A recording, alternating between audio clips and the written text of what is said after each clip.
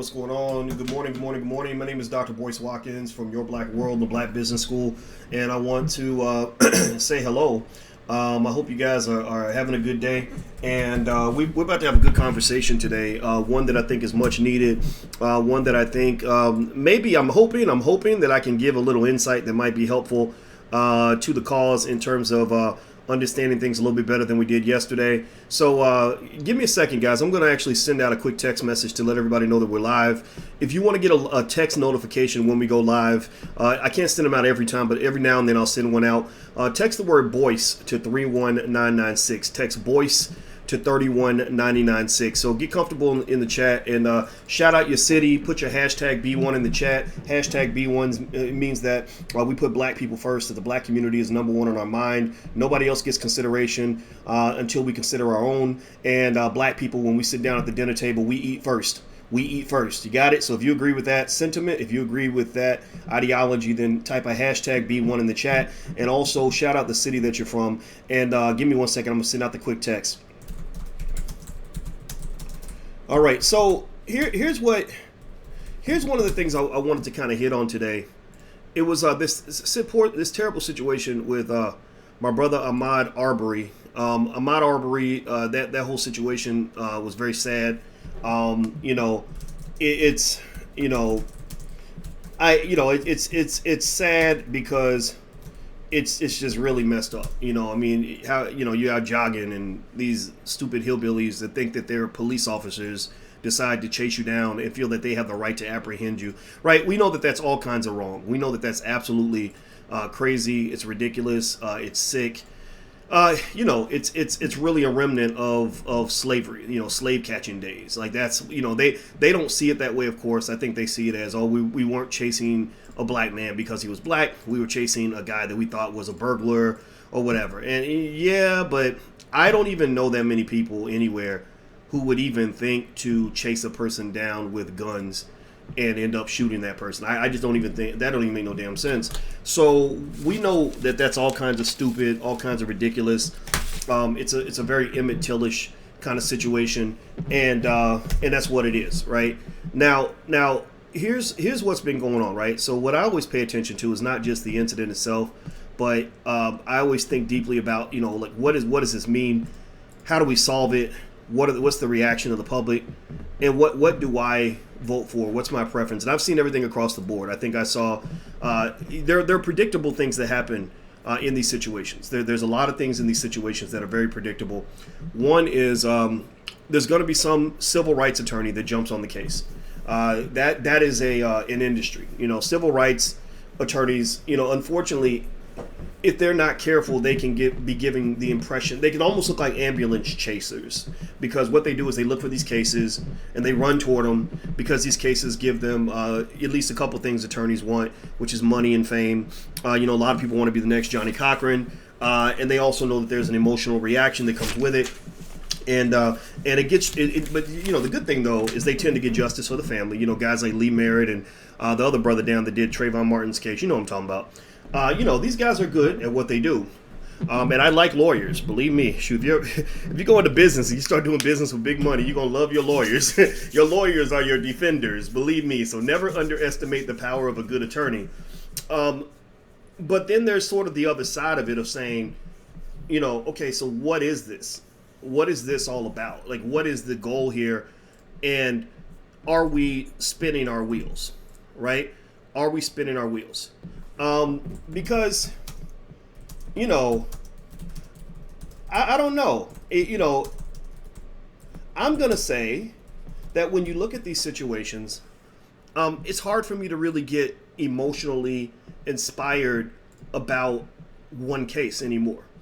And it's not because the case does not matter. It's not because that story does not matter. But the reason that it's tough to kind of get inspired is because we tend to have gotten to a society where we elevate the story over the statistics, right? We elevate the story over the systematic problems, right? So if you have these ambulance chasing civil rights attorneys running from case to case, holding press conferences with the family, the whole country centers all their attention on that one case, so that they can sort of get justice for one family. What you unfortunately end up doing is you're taking a light that should be shined on 100,000 injustices, and you're shining it on one, right? You're shining it on one case, and you're getting a victory. Because again, these attorneys are good, but the victory is, in my opinion, they become these one-off victories. We've been getting one-off victories since Emmett Till. Since the days before Emmett Till, we were getting one-off victories. And it's predictable, right? Not only does a civil rights attorney show up and hold the press conference, but also you have some sort of march, right? The civil rights leaders show up. It might be Al Sharpton or somebody else trying to be another Al Sharpton, right? And they hold some sort of march, and they bring awareness to the issue.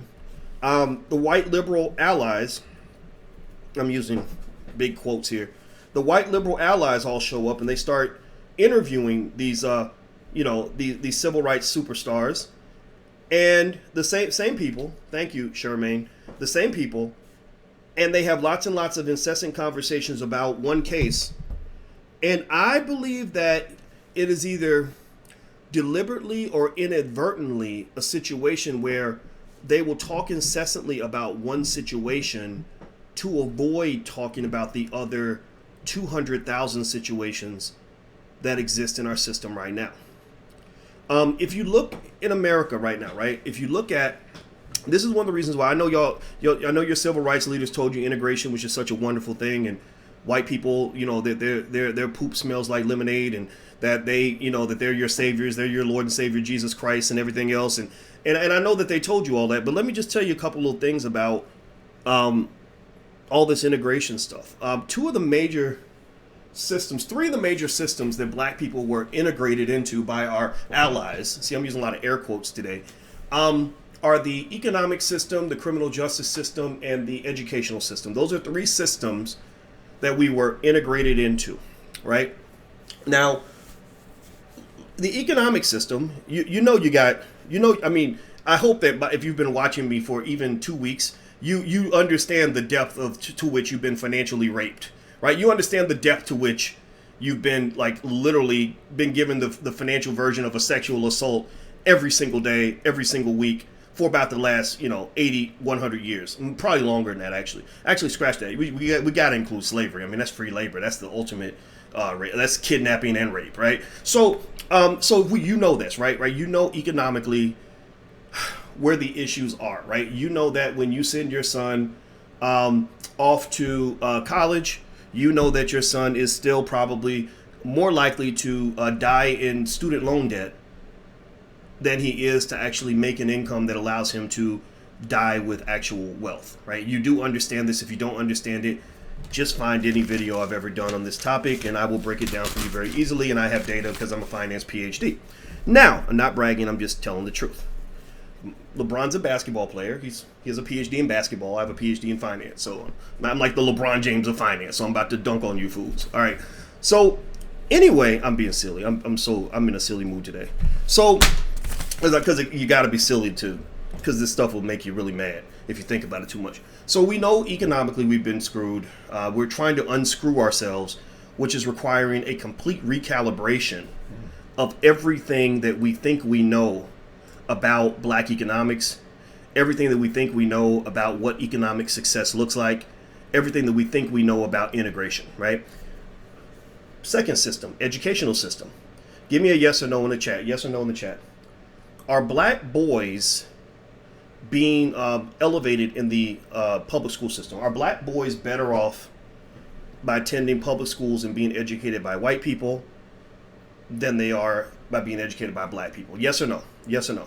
Give me a yes or no if you think black boys are better off in these public schools. If the statistics are in the favor of black boys, do you think black boys, give me a yes if you think that black boys are doing wonderfully. Give me a no if you think that it's an absolute motherfucking shit show. Okay. Thank you. I need us to get on the same page on some of this so you'll understand where I'm coming from when I kind of analyze this. I'm not interested in analyzing things in the way that people do on places like CNN, where they're not there to solve any problems. I actually want to solve problems, and I really care about this. And I care about this guy, this poor brother who died. I hate it. I love LeBron James. I know Jason Whitlock very well. I don't like Jason as much as I like LeBron. Sorry, bro, if you're watching the video. I like LeBron more than I like you because I agree with LeBron more than I agree with you. But I'm gonna go ahead and analyze what he said about LeBron, probably in a way that's a little bit different from everybody else. Not to the point of agreeing, but to the point of describing what I hope he was trying to say when he criticized LeBron's comment. So let's go deeper. Third system, criminal justice system. I can go down to the south side of Chicago. In fact, I went to the south side of Chicago. I knew somebody that lived. I know a lot of people in the south side of Chicago. Chicago's my city. I mean, shout out to Chicago. Love y'all so much. And I remember I went to a friend's house, and there was a lady who had two daughters, and her dad had been incarcerated. And I said, when was your dad locked up? And she said, he was locked up when I was 7. And I was like, okay, wow, I'm really sorry to hear that. I said, when did he get out? She said, oh, he'll never get out. And basically her father had dealt some drugs back in the 80s, and he's never getting out. And then I met her daughters, and who had different dads, and each of the dads of the daughters were in or out of jail, right? In or out of jail. I think both of them at the time were in jail. One of them was coming home soon, and you could see the excitement in the little girl's eyes when she talked about how excited she was that her daddy was coming home. But once I learned a little bit more about her daddy, I honestly got the feeling that her daddy was going to come home, but there's a good chance he might not stay home. Anybody who knows anything about this system, the criminal justice system, knows that the system is designed to kind of keep, like they don't let their animals go. They don't let their animals out of the cage, and that's what they see you as a profitable animal. So once you're kind of in, and they set the bar so high that it's very difficult to escape from that. And so I tell that story because this wasn't a rare occasion. This was something that is systematic. This is something that has happened to hundreds of thousands of black families across the country. Now, the reason that we don't see it sometimes is because we are looking for, or maybe because the problem is so overwhelming, that we look for these little one-off victories. We look for these little baby wins to allow us to feel better about ourselves, right? Like you're in a basketball game, you're down by, you're playing basketball, you're down 188-12, and you're like, you hit one layup and you're going crazy because you hit a layup, but you're nowhere near winning the game, right? In order to win the game, you're really going to have to change your game plan. In order to win the game, you're down 188-12. You're not going to win by hitting a layup every 30 minutes. To win the game, you're going to have to get a new coach, right? And to win the game, you're going to have to look at every player on that goddamn bench and say, okay, some of y'all going to have to go. Some of y'all going to have to go. Because the problem for team black people is that you're not only are you not winning championships, and not only are you not making the playoffs, but you're losing every game by 70 points. But many of y'all refuse to change the coaches. Many of y'all refuse to change the game plan. A lot of y'all let the same players get out in the game, and then you wonder why you keep losing. Well, I would say that when you look at situations like this, I believe that there's going to be justice for Ahmaud. I believe that somebody's going to pay big money. I believe those two white boys are scared to death. I think they're going to be convicted. I hope that they will be. But either way, the family's going to be taken care of financially, and I hope that they get sent to prison. But that's not really going to make my day much better. Not because I don't care about Ahmaud, but because there's 100,000 people, 100,000 cases that we're not even addressing because of the angle with which we're addressing this issue. Do me a favor, please hit the thumbs up button. Please hit the thumbs up button, share, and subscribe button real quick. And I want to give a shout out to iwantamasknow.com. There's somebody in the platform who comes in and he sells KN95 face masks. And you can use the code Dr. Boyce to get 30% off. So write that down. It's iwantamasknow. Sorry, iwantamasknow.com. iwantamasknow.com. You can get your KN95 face mask at iwantamasknow.com website. Is that right? Is it iwantamasknow.com or is it iwantamask.com? Try them both. Type it in the chat if you have the URL, and you can use the code Dr. Boyce and get 30% off. I don't know the people who run the company. I just know they're in the chat. And if you have a business and you make a donation, you put the name of your business, I'll shout out your business. For it's good cheap advertising. All right, so here's what LeBron said about this whole situation. And I love LeBron. I just love LeBron a lot because I think the guy is so different from all the other athletes before him. He uses his power in a very responsible way, and I have a tremendous amount of just respect for him. And basically what he says about Ahmaud Arbery is he says, quote, "We're literally hunted every day, every time we step foot outside the comfort of our homes," James wrote on Twitter Wednesday night. "Can't even go for a damn jog, man. Like, what the fuck, man? Are you kidding me? No man, FR, I don't know, FR, no man, FR, are you kidding me?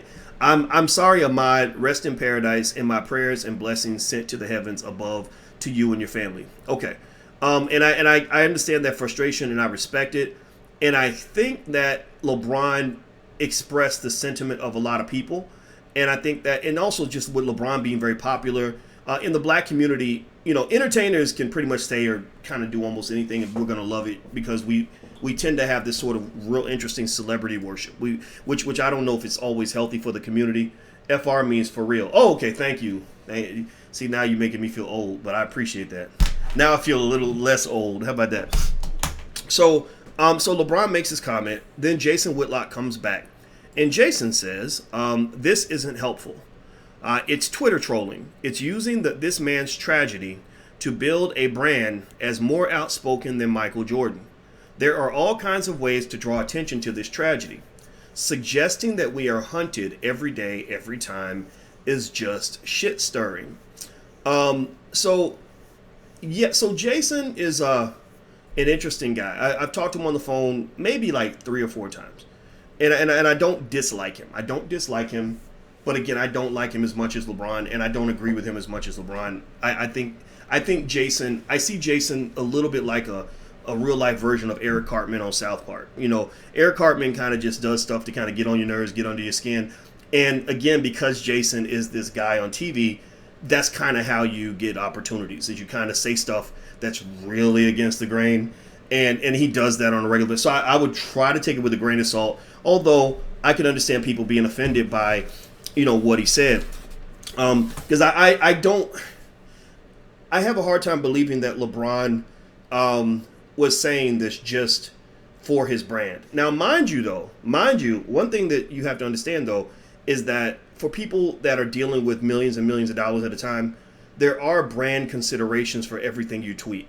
That's why, for example, some of these celebrities that are stupid enough to tweet while they're high or drunk, they're really stupid because they're risking a lot. Like Snoop Dogg. I really believe Snoop sometimes will say things on social media. He brags about being high all the time, right? And I don't think that that's very smart with his brand. And you see right now he's going through that situation with that woman who's really trying to destroy everything. I mean, she's laying out all kinds of nonsense on him, and I don't know if it's true or not. I ain't getting into that. But it's kind of like you've got, when you get a brand, you got to protect it, right? So I think that the brand calculation probably plays a part in that.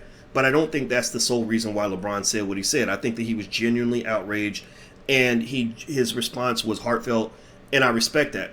Now, what I would come and say to LeBron and say is as an OG, right? LeBron is 35. I'm a little older than LeBron, so I could give him some advice, on this.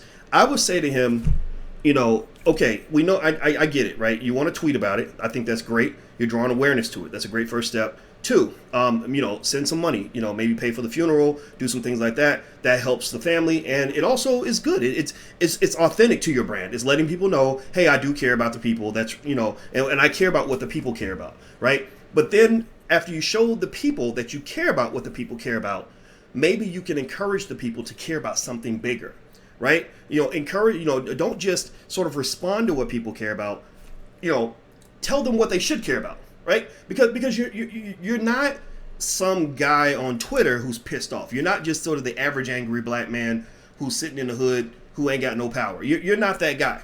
You're King James. you're an American, a global hero. You're richer than 99.99% of the country. You are a megastar, right? Like a star in the universe has a gravitational pull that goes out billions of miles, and everything in that solar system revolves around that sun. So everything that you do, everything you say, people are going to respond to that. And your sphere of influence, the impact you have, is far greater than some dude in the hood. Some broke dude in the hood, right? So I get what you're saying, right? Like, okay, what the fuck, man? This is some bullshit. And then you do what celebrities do. A lot of celebrities do this, right? And I'm going to challenge this a little bit. They'll pay for the funeral, right? And then they'll maybe have a press release that they paid for the funeral, and people will be like, oh, that's so nice. He gives to the community because he paid for the funeral. That ain't given to the community. The Jewish community, they expect you to do stuff like that. That's not giving to the community. That is not partnering with the community. That is not elevating the community. That is a symbolic gesture to show symbolic support. That is like me opening the door for a lady who really didn't even need me to really open the door anyway, or maybe me sending you flowers on your birthday. Like that's nice, but it's not the same as me paying your bills or helping you move or spending 8 hours with you in the hospital. Those are two different things. And Tyler Perry is notorious for that. And they do a lot of this. And I want to be careful here because I don't want to make it sound like I'm dissing any of these individuals. But Tyler Perry, I see the game. Like Tyler Perry does that all the time. And Tyler Perry make sure that you know what he did, right? He doesn't do things anonymously very often, at least not that we know of. But then again, if it's anonymous, you wouldn't know, right? But every time you hear that Tyler Perry paid for a lady to get her roof fixed, you got to ask yourself, how did the whole world find out that Tyler Perry fixed the lady's roof? The lady doesn't have the power to, get global media to notice what's going on in her house, right? It's because there's a publicist who said, ooh, we're going to do a press release and talk about this as the good deeds that you're doing, and people are going to love you for it, right? And I think that that's fine. I think that those things are good. They are a first start, but that's not the same as substantive, impactful, systematic adjustments to your community, right? Remember, the biggest problem you have, the reason your team black people, is losing the game of racial inequality by 188 to 12 is because you got bad coaches, you've got bad players on the bench, and you've got a bad game plan. So we have to question all of these things, right? So here's what, when I heard LeBron get angry, you know what it reminded me of too? Remember when all those poor girls in Nigeria got kidnapped, and Michelle Obama held up that little sign, and it said bring back our girls, and she was like that, and they made sure they put it on Twitter. If Michelle Obama were a regular lady, that had no power at all, then that would be appropriate. But when you're the first lady of the United States, whose husband controls one of the most, if not the most powerful military on the planet, there's probably a little bit more you could do. Maybe you could call the head of the Joint Chiefs of Staff and say, is there something we could do to help out? Do we have troops in the region? Like you're not some little helpless housewife. Like, you are a person that actually has the ability to change things. So you're not a person who's impacted by the game. You're a person with the power to shift the game. LeBron is not a person who's just impacted by the atrocities committed against black males. He can actually systematically, on a cosmic level, modify the lives of hundreds of thousands, if not millions, of black males very, very quickly.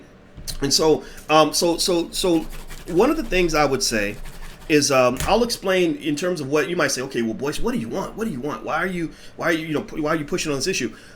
Well, let me explain it with a story. I was talking to some guys over at Nike, where LeBron he has endorsement deals or whatever. And these are the guys at the Air Jordan brand. And I'm not, we had private conversations. I'm not going to talk about all of that. But one of the things I tried to talk about, or we did talk about, and I brought it up, and I said, the Air Jordan brand makes billions of dollars off of the young black male. I know for a fact, I've studied it. The young black male in the hood sets every fashion trend imaginable for especially for the Air Jordan brand and some other stuff like that. I said, but if you look at statistics, the young black male is actually struggling more than anybody else in America. And I see your question, Cloud Division. He says, what do you think LeBron should do instead? I'm absolutely getting to that. Pay attention to this story, and you'll understand. And I said, given that the young black male is giving so much to your brand, what can we do to give back to them? And the answers I heard, they were very nice from what I consider to be a symbolic standpoint, but they were not sort of the deep digging substantive things that were really going to make a difference. So for example, I heard about a program where they would give students a pair of Jordans if they make good grades. Okay, that's nice. You're encouraging good grades. That's a good start. That's cute. It's cute. I think they had maybe Nike does maybe 4 or 5 internships a year. And I said, okay, so you got 4 people. You got 4 million are affected, 40 million, 20 million, whatever. But you're helping 4. Okay, so, and the 4 that are coming in, they're not really sort of being trained to do anything that's really going to elevate their community. They're all sort of being trained to come work for a white man. They're all being trained to come work for white people, right? Like that's one of the things you got to really be careful about. Is that, again, this is one of the flaws in your game plan and why you're losing, is that many of the people that you look at as your leaders are nothing more than high-paid employees. The black community will never be elevated by a Negro with a job. It will never be elevated. Maybe it could happen. Maybe there are certain circumstances. But 99 times out of 100, the black community will never be elevated by a Negro with a job. So when you see your Hollywood celebrities who work for white-owned studios, you see your NBA athletes who work for white-owned teams, when you see, your favorite, people that are on TV or whatever who work for CNN, these are high-paid people that have, jobs. And a job is a one-off. A job is like an elevator that kind of has room for one person, right? That's not something, you can't bring 40 million people up through an elevator that only fits one person. So I say it again, the black community will never be elevated in a substantive way by a Negro with a job. The black community will be elevated in a substantive way by the black people who can create jobs. When you can take your success and multiply that by 1 million, then that's when the community, you'll see substantive change in the community. When you can look at 1 million people and say, these people now have an extra $10,000 a year in their bank accounts because of something I'm doing, not charity.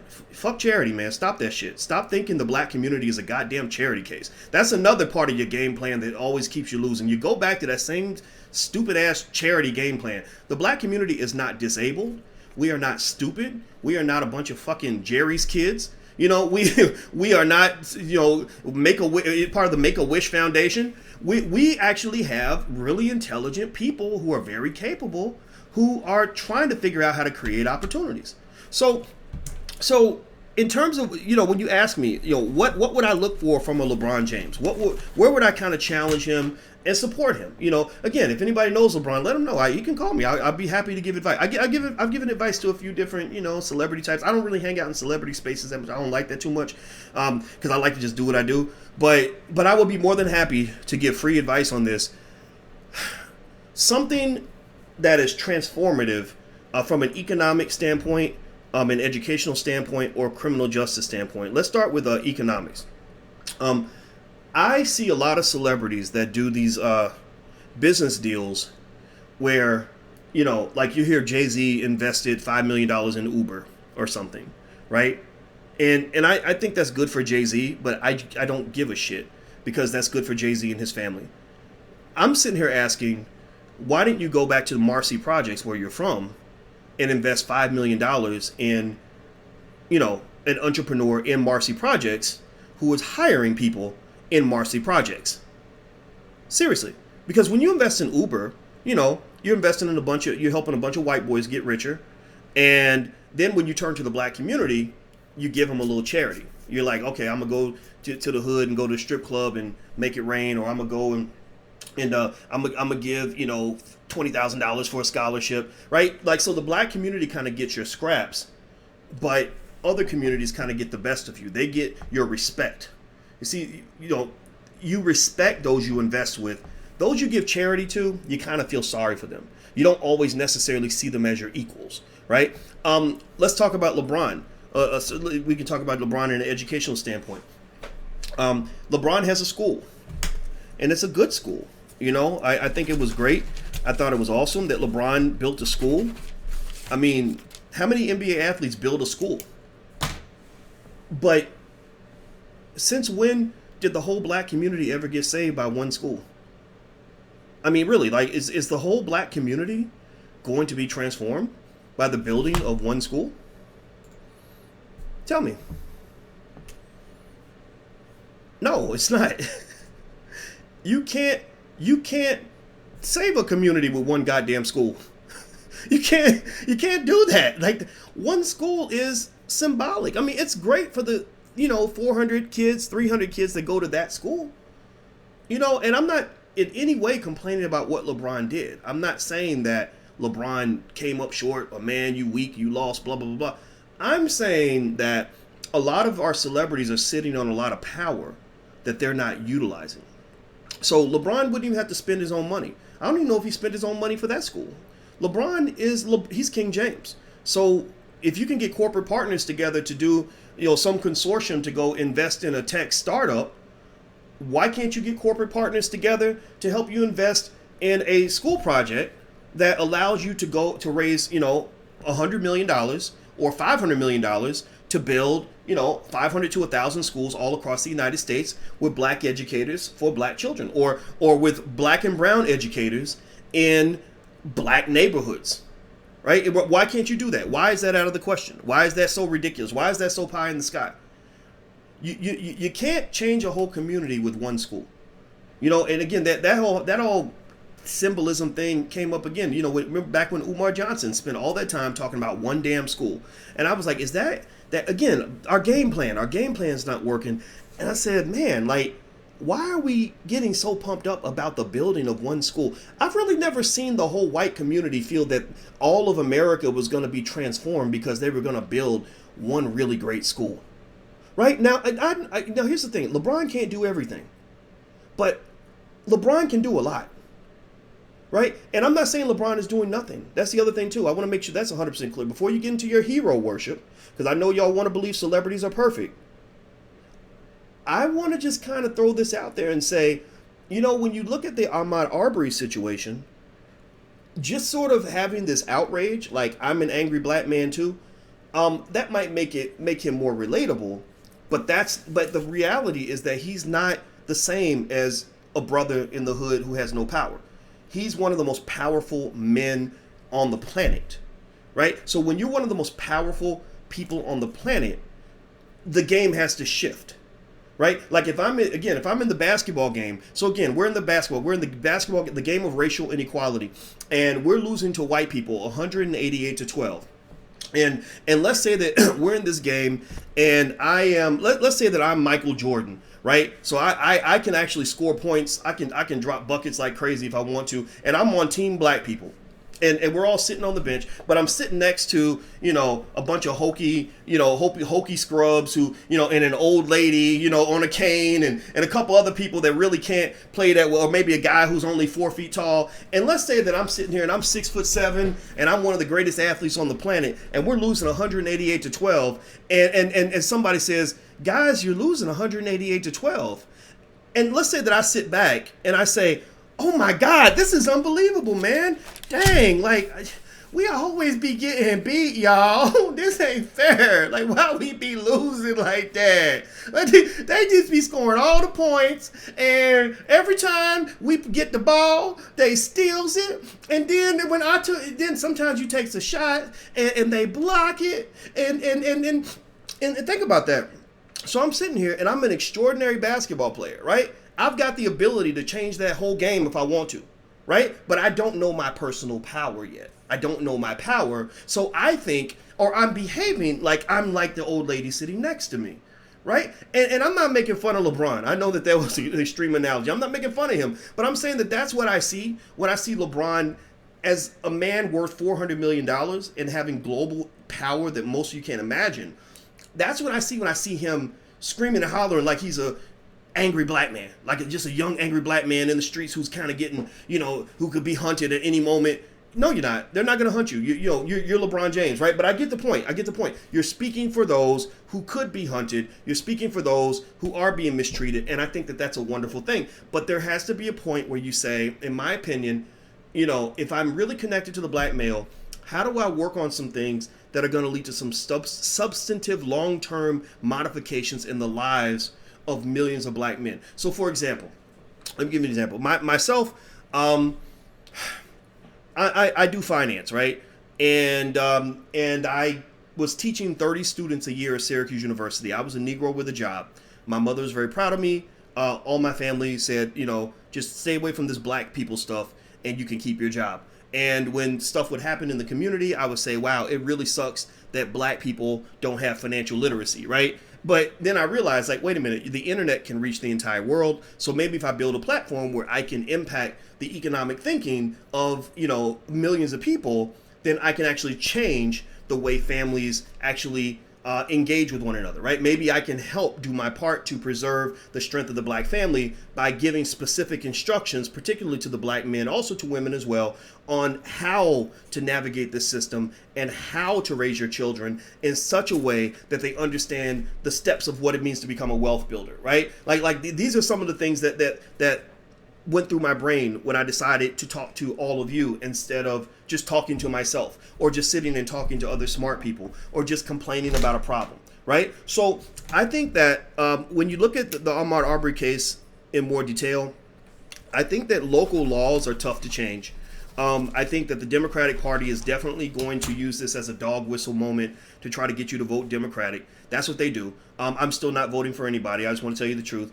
And the reason I'm not is because, not because I don't care about Ahmaud Arbery, I do, but that's one guy. And there are hundreds of thousands of black people who were incarcerated under Bill Clinton and Joe Biden's crime bills, and they never actually fixed the issue. They talk about it and they apologize for it, but apologizing is not the same as fixing it. If I lock up your daddy and I say, I'm sorry I locked up your daddy, that's not enough. I need to let your daddy out of prison and compensate him for locking him up, right? So again, I encourage you to try your best to just do this basic thing. Figure out the difference between symbolism and substance. Symbolism has a role, but it is a starting point. It is the appetizer before the main course. It is the first leg of the relay race, right? And the problem that you have as black people is you don't finish the race. And because you don't finish the race, you keep either going in circles or you keep starting over and over and over again. And you keep having these one-offs, these one-off little baby worthless victories that don't really add up to anything. Because again, we've been getting one-off wins since before Emmett Till, right? Guys like Lee Merritt and the Trayvon Martin attorney, I can't remember his name. Guys like that, they've been able to build their careers off this for a long time. And I think that's fine. But my question is, at what point are we, addressing this on a massive scale? So the last thing I'll say is this, and I want to make this 100% abundantly clear. This is not in any way a criticism of LeBron. I am not criticizing him. I love what he does. And again, he's 30-something years old. So maybe some of these things he hasn't thought about yet. Maybe these ideas are things that can actually help him elevate his game a little bit in that area. The same way if I were out playing basketball, I'm sure he could teach me a move or two, right? So he's playing in my court, which is the black court, whatever that means. And maybe there are some things I'm seeing on the court. Maybe my court vision is a little bit different from his, where I can say, actually, if you move this way instead of that way, you could score more buckets and actually help the team win. Because at the end of the day, the goal is for black people to win. And the three key areas you want to focus on is you want to pay attention to three major systems: the economic system, the educational system, and the criminal justice system. And I definitely think when it comes to the economic system and the educational system, we need to take that over. We need to take all of that over. Black people need to educate black children, because black children that are educated by white people are in danger. Black children being educated by white people are not only going to they're either going to be destroyed or they're going to be trained to become white people. They're literally the American educational system is almost like a zombie factory. If you put your child in that system, they are going to be infected with the virus of white supremacy. And when they get that virus, then they're going to go out into the world thinking that they're all successful, thinking that they're doing something good for the world, and all they're going to end up doing is hurting black people or abandoning black people altogether, but sitting on some stupid little throne, saying, look at me, look at how accomplished I am, while the whole black community is still sitting around suffering or whatever, right? So I personally think that when it comes to economics, you got 1.3 trillion in wealth. Simply recirculating a good 10% of that 1.3 trillion in wealth, which is about $130 billion, is enough to create thousands of black millionaires, hundreds of black billionaires. Black people don't need jobs. Jobs are great, but jobs do not build wealth. Black people need our businesses, we need our systems, and we need our millionaires and billionaires in our own community who are hiring black people so that we can actually have true wealth built in the community and actually control those communities. We must take control of the economics. We must take control of the education. Now, the criminal justice part, that is a little bit more tricky. When I look at the Ahmaud Arbery situation, I see a situation where you're talking about a lot of this was local, right? You know, he's in some local neighborhood where they've got a local government and a local police force, and you know, whoever's in the White House, I don't know how much of a difference that's going to make one way or the other. But the thing about it though is, to be honest with you, I'm only so concerned about one person's situation. I'm really concerned about the situation of 40 million people.